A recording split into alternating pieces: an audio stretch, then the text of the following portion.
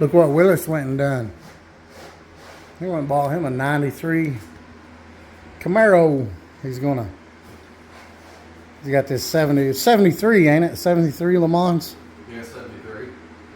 He's gonna retire it from drag racing. You gonna build this thing? We're going 5.3, swap it. It's just a roller. It was a manual car. And we got this 5.3 over here to go in it. It's wearing a jacket.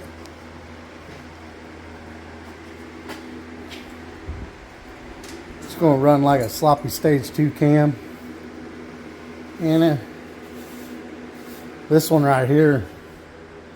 What's the best it ran, Willis, with the 350 in it? 350, 1527. Yeah, and it's just a stock 350 Oldsmobile. Pontiac 350. There's the 461 that blows up. I don't know if you can get it. Yeah. Have you got a flashlight on that where you can get in that cylinder? Yeah, he had this thing in here built, and what this thing run, 13 something? 1320. It just had a little baby cam, 455 board over a little bit. Right? Yeah, board 30 over, flat tops. And it pulled the wrist pin clean out of the piston on 2 cylinders. I'm not sure why it would have did that. That's what happened. So he had this and that running 13s, just a 455 with a barrel baby cam, little baby cam. But yeah, these were forged pistons. They just ripped the wrist pin right out of the piston.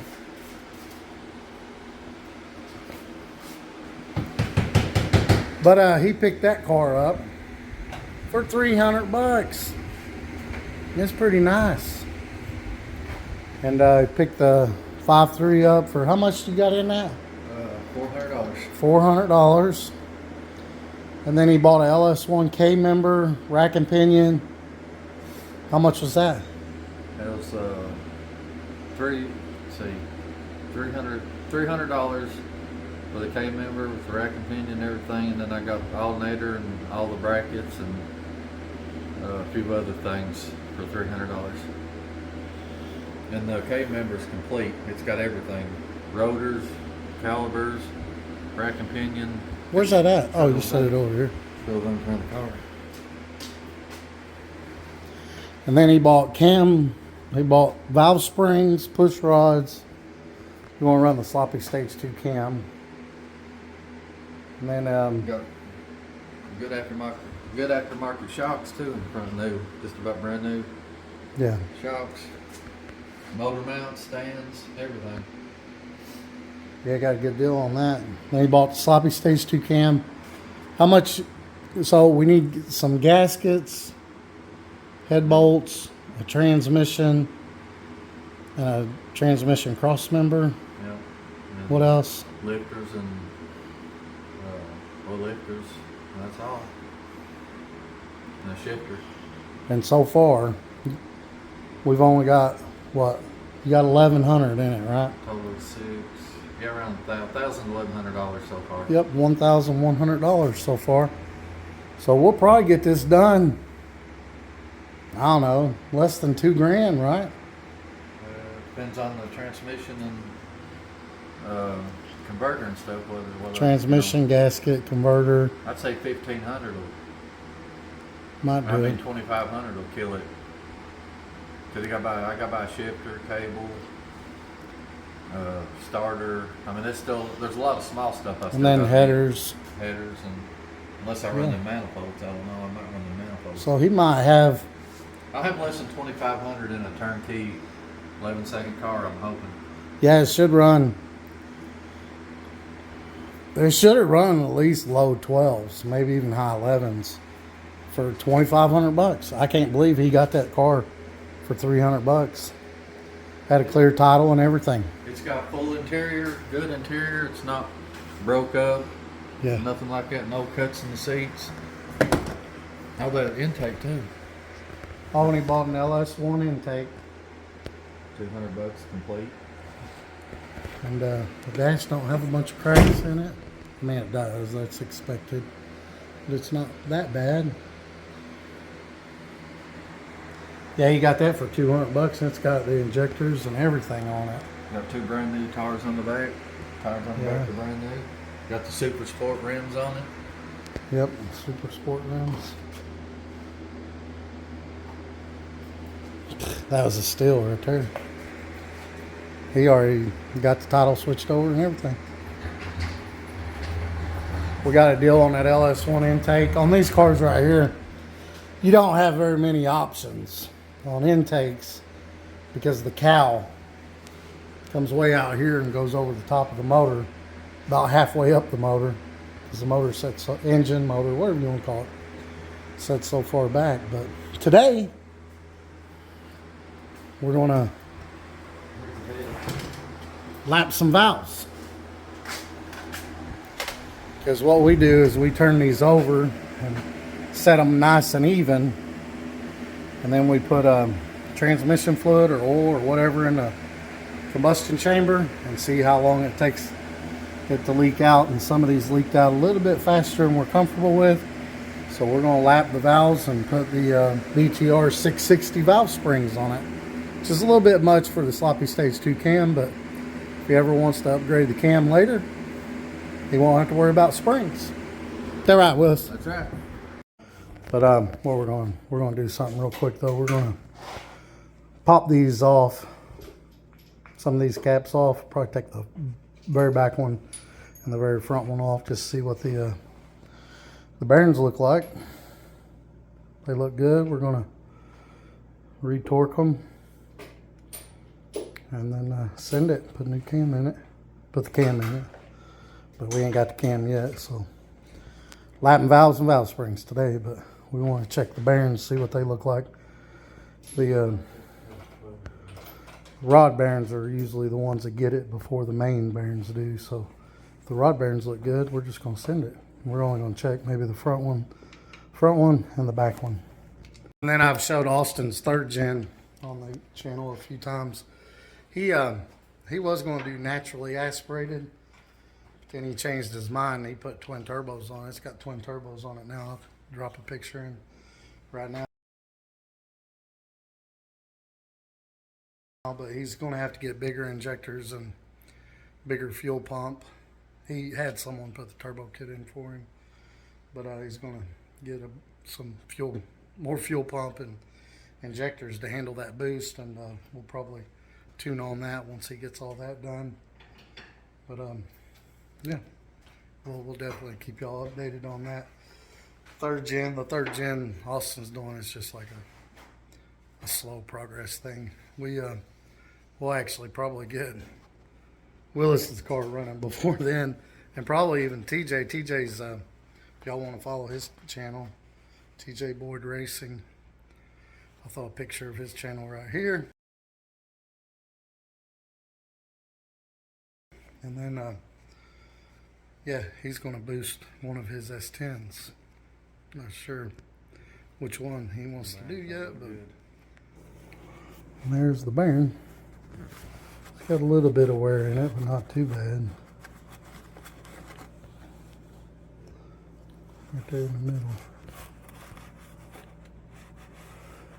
And on the edges.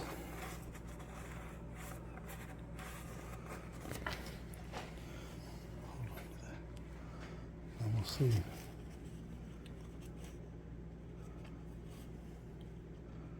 Crank feels good.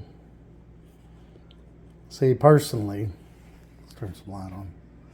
Personally, I like to throw new bearings in them. Yeah, that one's got a little bit of wear right on the bottom. It's not bad though. That'd probably be fine. I'd say it would be fine. You don't think they're point changing bearings? Huh? Won't be no point changing. No, I don't know if it's right or wrong. Just we're not experts, guys. We just do this stuff just to, have fun with it and see what works and what don't work. But I think that bearing will be fine, honestly. We'll check this front one too. As TJ taught me, those are Gen 3 rods, because the Gen 4 rods right here, it's squared.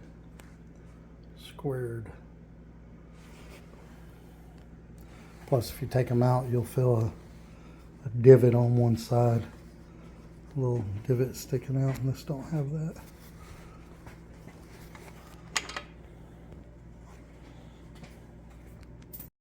And here's the bearing on the front one.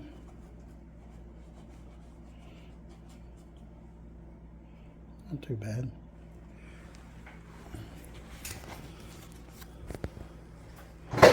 And the crank don't feel bad.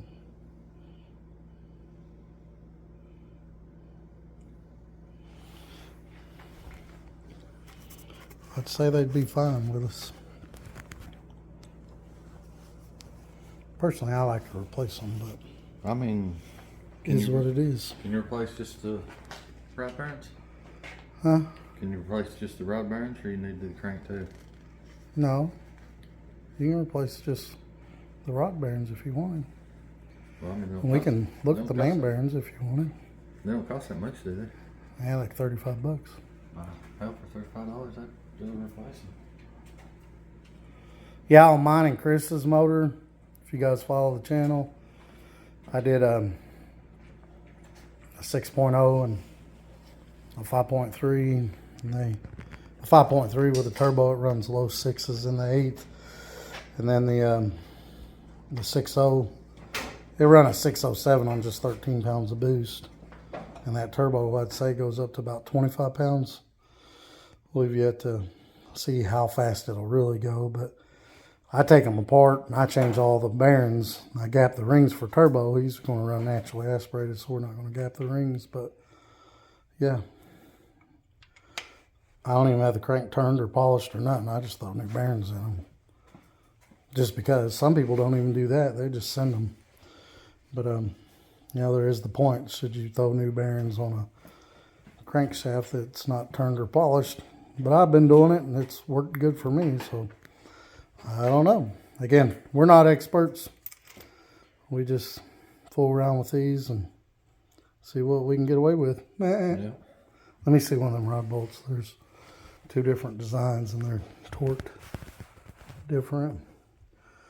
So there's the first design that just has that one divot. There's another design that has two divots, two or three even. I believe that's the first design. I'll research that, but that looks like the first design, because the first design gets 15 foot-pounds and 65 degrees turn, and the second design gets 15 foot-pounds and 85 degrees, I believe. But we'll look at a couple of those. Look at that rack. I know that rack. Yeah, definitely one divot. So that's the first design. Look at this one too. Yeah, see the second design has like 2 or 3 of those divots. So that's the first design. Here's a picture from summitracing.com that explains the differences and the torques. So the first design is 15 foot-pounds and 60 degrees, and the second design is 15 foot-pounds and then 85 degrees, according to Summit.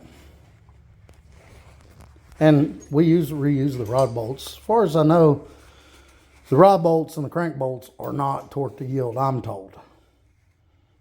They are torque to angle, but they're not torque to yield. Torque to yield are the head bolts and the crank bolt, from what I'm told. But we reuse the head, we reuse the crank and the rod bolts, even after loosening them up. Now, if you do it like if you loosen and tighten them back more than 3 times or so, I'm told that you should replace them at that point. But, you know, loosen them and retighten them 2 or 3 times should be fine to reuse them, I'm told. So that's what we've done. Done it on my 6.0, my 5.3, and then they turned 7,000, 7,500 RPM. I ain't lost a rod yet. Knock on wood. And there's the main bearing. From the back here. I mean, they don't look too bad. You're going to get a streak on them here and there. Just stuff gets by the oil pump or oil filter, and it'll put those streaks in them. And honestly, they don't look bad at all. Can't feel nothing.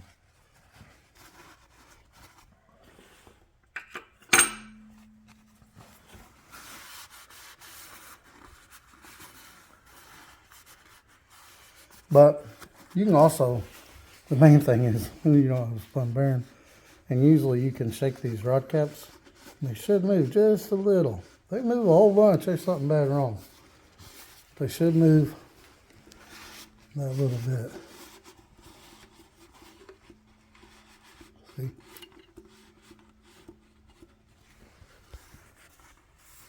Well, we switched garages. Now we're over at TJ's garage. He's gonna lap him some valves too. Ta-da! He got some 799s. We got some A62s. Probably the same thing, ain't they? Just different number.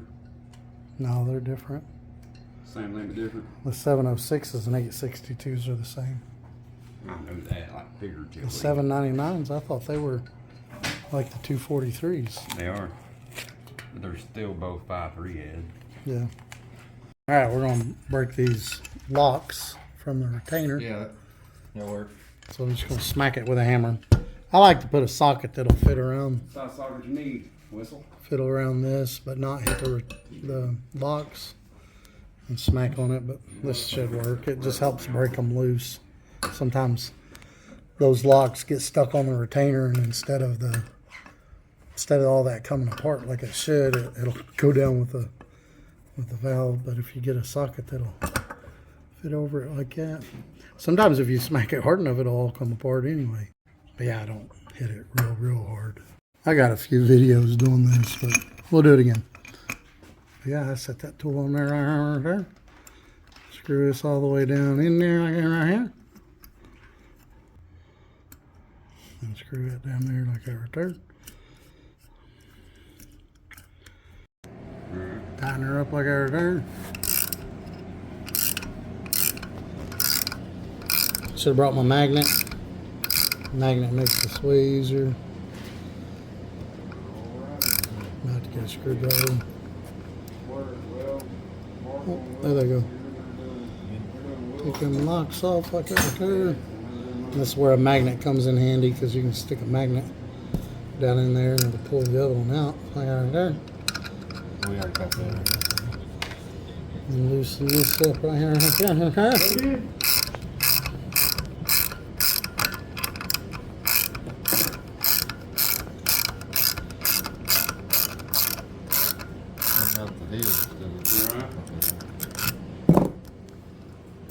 Loosen that up right there. And voila. Comes out. We're going to take them all out. Just like that right there. See, and like I said, if you hit it hard enough with that socket, it'll pop out. We got one missing. Bad thing about it is your retainers and locks and stuff go flying. You don't want to lose those. We got one But missing. like if you got stronger than stock valve springs, that ain't going to work. On these, what are they called? Conical valve springs. You can use these stock top seals that, actually, I think those seals are different. Anyway, the stock top seal is kind of like the seat and the seal together. And on the double valve springs we're going to be running, you can't use that top of a seal. You got to use the seal that goes down in there. But it looks like the seals on this one's already been changed. That nut down at the bottom. What? You tighten that nut down to the... No, you're supposed to take that off. Oh, I am. I just put it on there so it didn't fall apart. That's screwed up. Yeah, this one's got the seals in it that are supposed to be for these. But anyway, this one's already had the seals changed to the correct top, actually. See, because on these double valve springs, that center spring will hit on you. with the stock top. See the stock top? How it's the seal and the bottom both. See, this one's already been changed. But anyway, if you put these double valve springs in, you can't use the stock top seal. That's the seat and the seal both in one. See, that was one of my old heads. We'd already had the seals changed on that. There's a stock top seal in this head. And I'll take them off and I'll show you the difference. All right, there we go. So this valve seal and seat, you can run on either spring. This valve seal with the seat in it, you can only run with this spring. See, you can see the center spring won't go all the way down like it should. On this it does. Well, the ones we put in it will. But yeah, see, on that valve seal it goes over it. It don't go over the seal all the way on this one.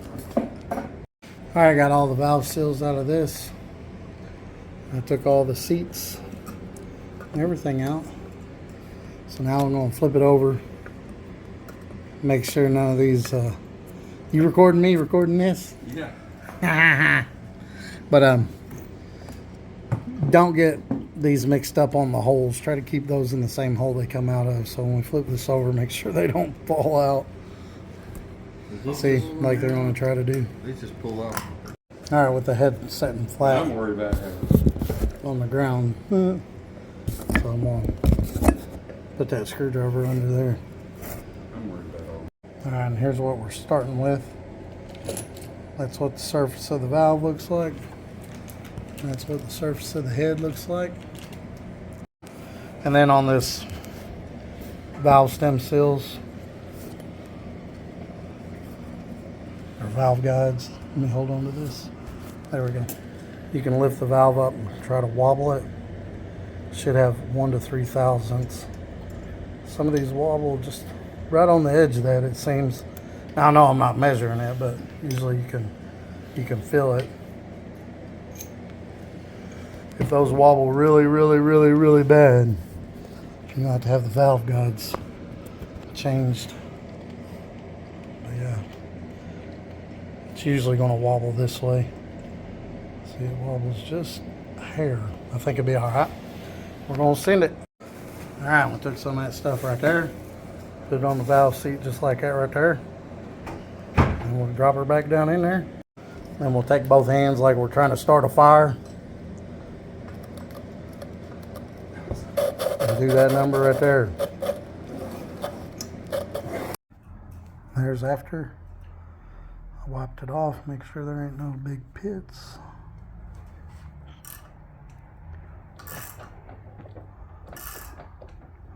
Took about 5 minutes. That looked good.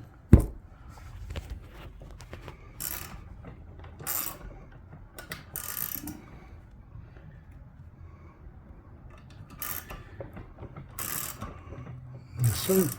And we'll do an exhaust. No, There's we only got 14 more to go. before. See, getting them to stick's hard, but if you push down and do like you're making a fire, it'll just like that. There you go. Willis get her. Get her, Willis. If they don't like to stick, man. That's a pain in the butt. That'll wear you out. Willis just started. He's already tired. All right, and there's the exhaust. Cleaned up really good. But what you're looking for is pits. See, there's a little pit right there. That won't be too bad, but if that, was really bad, we'd probably have to do it more. But that's what you're looking for, those pits. See, there's another pit right there, if we can get it to focus. It's not too bad. I think that'll do it. Like if you had a pit that went all the way across, you'd definitely want to fix that. And then same thing on the valve. See all these pits? We're going to do this one a little bit more.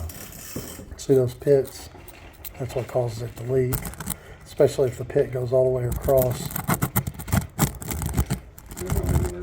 But yeah, we're going to hit that one a little bit more. Try to get those pits out. Now you can put a drill on the other side and hold this and spin them too and go forward and then go backwards. But if your drill ain't true and it wobbles this, it's going to hurt your guide down in there. And you ruin that guide, then you got to get it replaced, the whole guide, and that gets kind of expensive. We're doing budget stuff here. We did it a little bit more. Willis got a fade. Band and they're gonna sell better anyway, so. We'll go with that.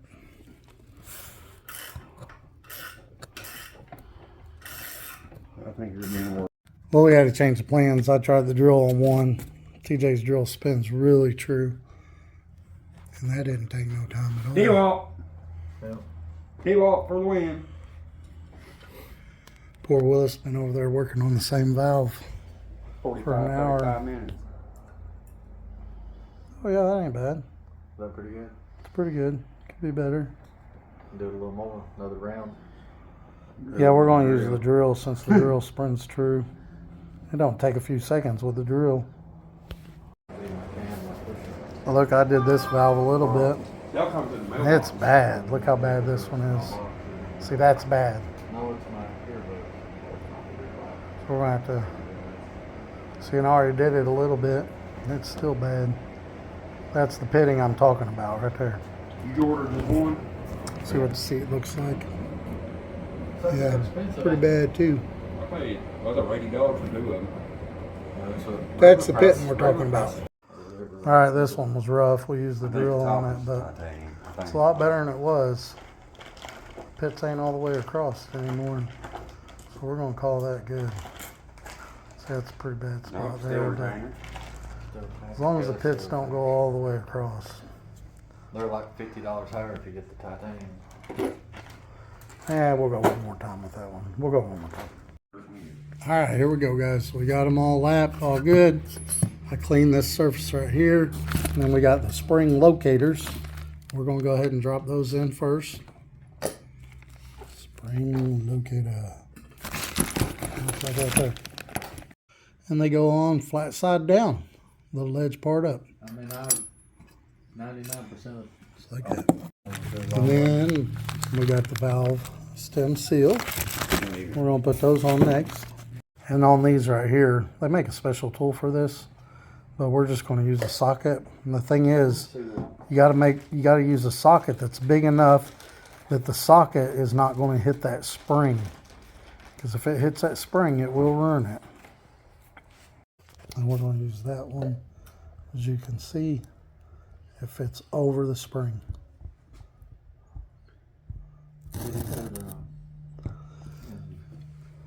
And we'll put all those on there. Yeah, it's a 2-piece one. I have one. And you'll hear when it bottoms out. Here, you'll hear when it bottoms out. I'll just take a rubber hammer. DJ's doing his. And you'll hear that thud, thud, thud when it bottoms out. So we'll go ahead and put those all across through there and then go right down the line and knock them on.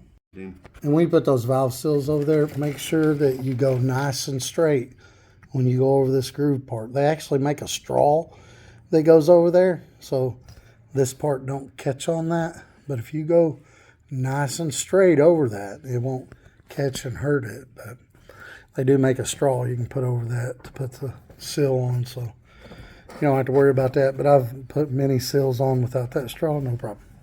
All right, we beat all those down, just like TJ did his. Now we'll take the springs, and we'll start doing the springs, and then the retainers, and then the locks, wherever they went, and the lock, just like we took it off. Well, forgot to show a video. TJ did those for us. And then these retainers go that side down, like there. Put all those on, and we'll do the tool. We'll screw in the tool down up in there. And I like to screw it all the way down, and then back it off about a quarter turn. And then I usually try to hold the spring straight as I tighten this nut up. That way it's easier to get the locks in. Is that valve all the way up? Reach under there with your Nope. hand. Push up on it. There you go. Here. I usually stick a rag under Go ahead there. and push them all up. Will they stay up? Yeah, the seals should keep them up. Okay. Should, unless your retainer hits it. Your retainer hits it.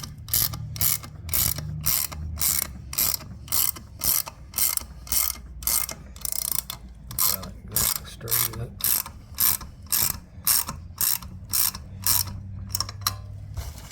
You gotta go farther than Go that. farther than that.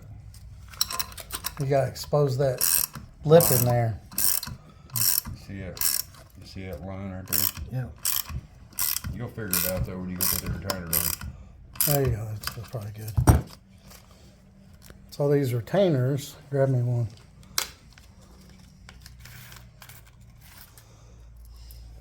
Let's go ahead and dump them all in. They got a little ledge in there. Oh. That ledge, and they go this way. They go slanted side down. That ledge No, you got it. Okay. goes Okay, up in leave it. there Okay. like that. Normally you can put them on the front and turn them. Yeah. Put one on What each I like side. to do is I like to hold it like that, like You can hold them, but sometimes when you come up on it, they'll automatically go where they're supposed to go. But there we go.